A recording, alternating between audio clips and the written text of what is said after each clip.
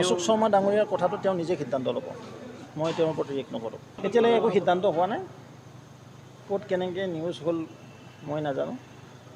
মই নিজে সভাপতি, এপইণ্টমেণ্ট দিব লাগিছিলে মই ৰাজ্যিক সভাপতি, কিন্তু মই দেখি পালোঁ হঠাতে কিবা এটা নিউজ আহি গ'ল যে কোনোবা বেলেগ সভাপতি হ'ব। এইবিলাক একো চৰ্চা হোৱা নাই। হ'লে নিশ্চয় আপোনালোক প্ৰথম খবৰটো আমাৰ জৰিয়তে আপোনালোকে পাবলৈ সক্ষম হ'ব। বাতৰি শিৰোনামাটো লাগিবই নহয় জানো। পেপাৰত যদি আৰু খালী থাকে পেপাৰখন কেনেকৈ পাব্লিছ হ'ব। আপোনালোকৰ যদি চেনেলটোত নিউজে নাথাকে চেনেলটো কেনেকৈ চলিব কওকচোন। অলপ নিউজ চিউজ হৈ থাকিব লাগিব নহয় জানো। যে মই দুজনৰ পদত্যাগ পত্ৰ পালোঁ আৰু অশোক শৰ্মাৰ সিদ্ধান্ত অশোক শৰ্মা নিজে ল'ব। তেওঁতো কি কৰি আছে আপোনালোকেই জানে। তেওঁৰ বিষয়ে মোৰ কোনো কমেণ্ট নাই। কোনো 500 লিষ্ট মই কোনো দেখা নাই, মাত্ৰ দুজন ব্যক্তি দেখিছোঁ। আপোনালোকৰ হাতত যদি 500 আছে মোক দিয়কচোন চাওঁ। উজনি নামনি বোলে আমি ভাৰতীয় জনতা পাৰ্টি দেখা যাব। ইলেকশ্যনে ক'ব ক্ষতিটো কেতিয়া বুজায়। ক্ষতিটো কেতিয়া বুজায় যেতিয়া ইলেকশ্যন হয়। ইলেকশ্যন যেতিয়া অভাৰকাম কৰিব নোৱাৰে, আউটকামটো নাহে, তেতিয়া ক্ষতি হয় দলৰ নহয় জানো। চৰকাৰ গঠন কৰি দলৰ ক্ষতি হয়। চৰকাৰটো আমি কৰি আছোঁ ধুনীয়াভাৱে, আকৌ কৰিম। কাৰোবাৰ আমিতো মই কৈছোঁ যে কাৰোবাৰ অসন্তুষ্টি থাকিলে দুৱাৰ অ'পেন আছে। দলটো কাৰো ব্যক্তিগত নহয়, এইটো ভৱেশ কলিতাৰো নহয়, মাননীয় মুখ্যমন্ত্ৰী মহোদয় নহয়। হাজাৰ হাজাৰ কাৰ্যকৰ্তা ত্যাগ কষ্ট স্বাধীনতাৰ ফলত আজি ভাৰতীয় জনতা পাৰ্টি বটবৃক্ষত পৰিণত হৈছে। কাৰোবাৰ কিবা অসুবিধা হয় ইন কেছ অফ মানে অৰ্গেনাইজেশ্যন, পাৰ্চনেলটো আমি ক'ব নোৱাৰোঁ। সংগঠন কিবা দায়িত্ব লাগে, কিবা ধৰণৰ একমোডেশ্যন লাগে, নিশ্চয় আমি চৰ্চা কৰিম। মিডিয়াতহে ওলাইছে, আমাকতো ইনফৰ্মেশ্যন কৰা নাই আকৌ। আপোনাৰ তাত আছে লিষ্টখন, কোন কোন যাব। কোনোবা মহাৰাষ্ট্ৰৰ আছিলে, কোনোবা মধ্যপ্ৰদেশৰ আছিলে, কোনোবা বেংগলৰ আছিলে। সেইটোৱে জনসংঘ ৰাষ্ট্ৰব্যাপী মই ৰাষ্ট্ৰব্যাপী। তো সেইটো জনসংঘ নহ'ব না।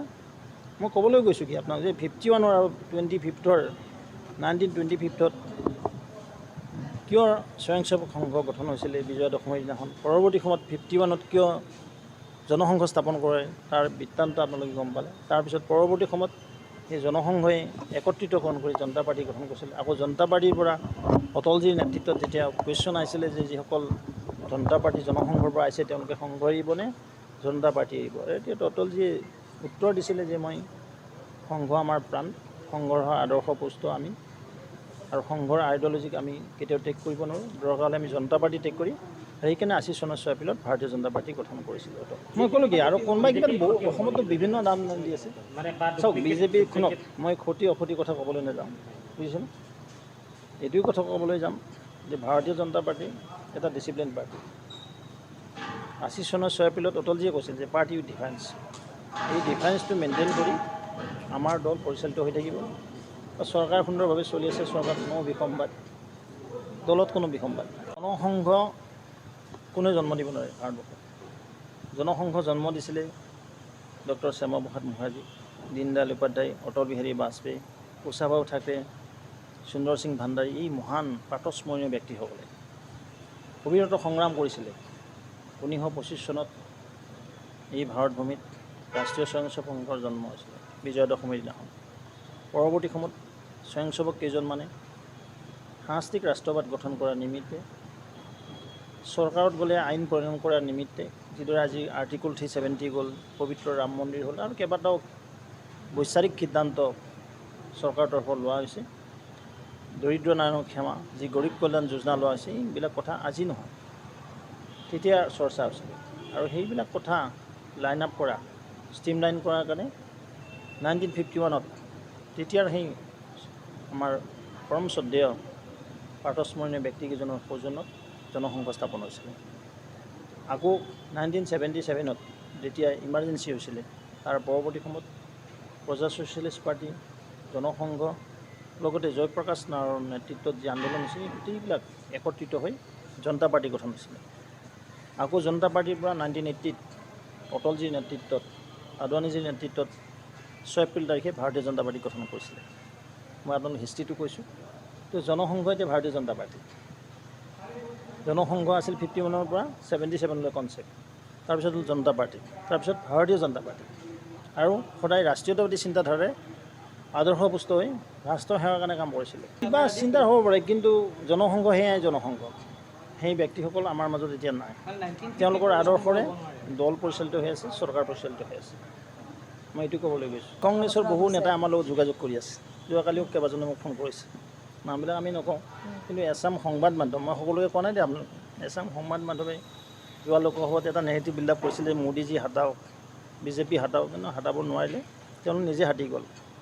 তেওঁলোকে যাক মানে প্ৰপ'জ কৰিছিলে, ঠিক নাই এতিয়াও কিছু নেগেটিভ বিল্ডআপ কৰাৰ কাৰণে চেষ্টা কৰে, তেওঁলোকৰ সেইটো ধৰ্ম। আৰু এটা কথা কওঁ, বলিন চেতিয়া ডাঙৰীয়া কেতিয়াও পাৰ্টি এৰি নাযায়। এটা চৰ্চা কৰোঁ, মুখ্যমন্ত্ৰী মহোদয়ে চৰকাৰত কি কি সিদ্ধান্ত লৈছে, জনহিতৰ কাৰণে কি কি কাম লৈছে, বা ফ্লাড ছিটুৱেশ্যন কেনেকুৱা আছে, গোটেইখিনি কথা আমি কমিটিত চৰ্চা কৰোঁ। লগতে আমিও সংগঠনৰ তৰফৰ পৰা আমাৰ কৰণীয় কি কি আছে, ৰাষ্ট্ৰীয় সমিতিৰ কি কি নিৰ্দেশনা থাকে, গোটেইখিনি কথা মুখ্যমন্ত্ৰী মহোদয়ক আমি অৱগত কৰিব লাগে।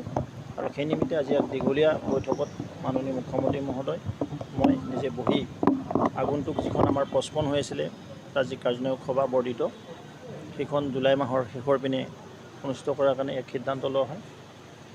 ইয়াৰ উপৰিও আমাৰ বাই ইলেকশ্যনৰ কথা আছে, 5খনকৈ বিধানসভা, এই বিষয়ে কিছু চৰ্চা কৰা হয়। এই গোটেইখিনি কথা আৰু লগতে পোষ্ট ফ্লাড ছিটুৱেশ্যনৰ ওপৰত দলৰ যিখিনি কৰণীয় এইখিনি বিষয়ে আমি বিতংভাৱে আলোচনা কৰোঁ।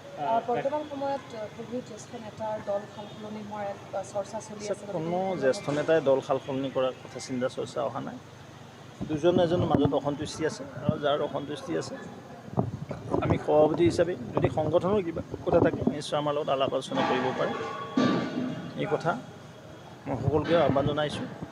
আৰু যিসকলে ভাৰতীয় জনতা পাৰ্টীক মনে প্ৰাণে ভাল পায়, মনে প্ৰাণে ভাল পায়, নিজৰ আপোনৰ আপোন বুলি ভাবে দল, তেওঁ কেতিয়াও দল এৰি যোৱাৰ চিন্তা চৰ্চা নকৰে।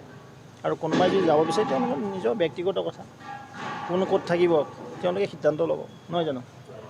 কিন্তু দুগৰাকীকৈ প্ৰাক্তন জিলা সভাপতিয়ে ইতিমধ্যে দল ত্যাগ কৰিছে। এজন আছিলে শদিয়া সমষ্টি, শদিয়া এখন জিলা আছিলে, পিছত শদিয়া জিলা নাই, আমাৰ এইখন তিনিচুকীয়া জিলা। কিছুদিন তেখেতে সেই জিলাত সভাপতিৰ দায়িত্বত আছিলে। ঠিক তেনেকৈ ভৱেন মোহন ডাঙৰীয়া, তেওঁ জ্যেষ্ঠ আছিলে, চৰাইদেউত কাম কৰিছিলে, তেওঁৰ দেখা পাইছোঁ তেওঁ মানে পদত্যাগ পত্ৰ দাখিল কৰিছে। আৰু এটা কথা ওলাই আছে যে বিজেপিত অসন্তুষ্ট